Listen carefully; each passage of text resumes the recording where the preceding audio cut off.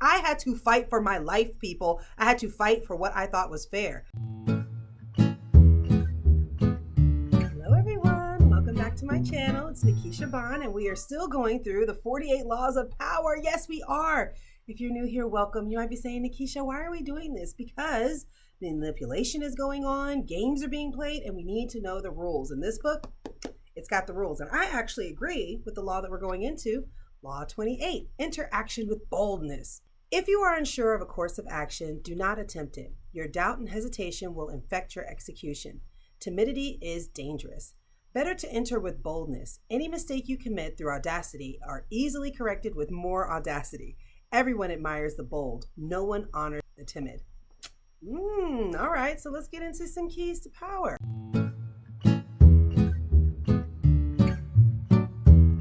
Few are bold.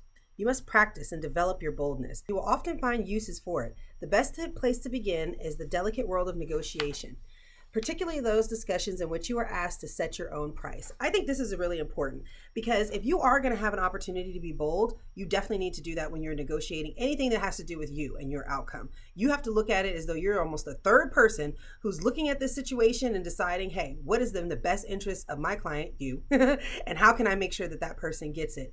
You have to be bold when you're going out there and negotiating because people will undercut you. I'll give you a quick story time. So that consulting gig that I have, right? I told them that my price was $150 an hour or up to $500 a day. So you don't have to pay the full $150 if you do 8 hours, which is a great deal. So he called me back and he was like, well, we really appreciate your proposal, but do you think you can go down on the price, any kind of discount? I said, that is a discount because I know how many hours I'm going to be working, I know I'm going to be doing this and this. And I just kept talking about all the value that I was going to be adding, all the value that I was going to be giving him. And he's like, you know what? You're right. That's a great price. I was like, what? You were willing to take less money if I was willing to give it to you? Like, I had to fight for my life, people. I had to fight for what I thought was fair. And that's what people will do. So you have to really go out there. If you're going to be bold, if there's ever a time to go out there and be bold, it's definitely when you are negotiating on your own behalf. So I like that one.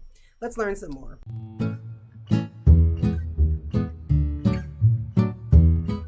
Understand, if boldness is not natural, neither is timidity. It is an acquired habit, picked up out of the desire to avoid conflict. If timidity has taken a hold of you, then root it out. Your fears of the consequences of bold action are way out of proportion to reality. And in fact, the consequences of timidity are worse. I heard this quote by Jim Carrey about his dad who didn't go after the things that he wanted in his life, even though he could have been like another Jim Carrey.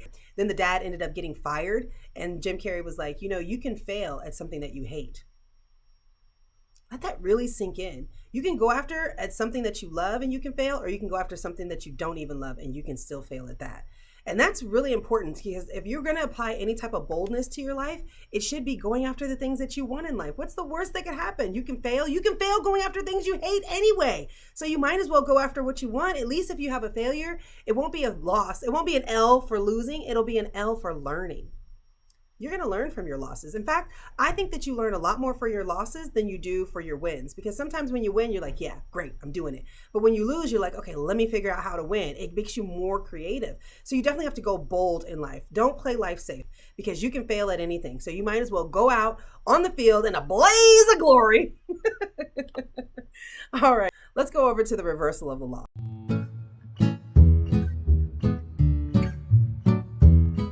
Boldness should never be a strategy behind all of your actions.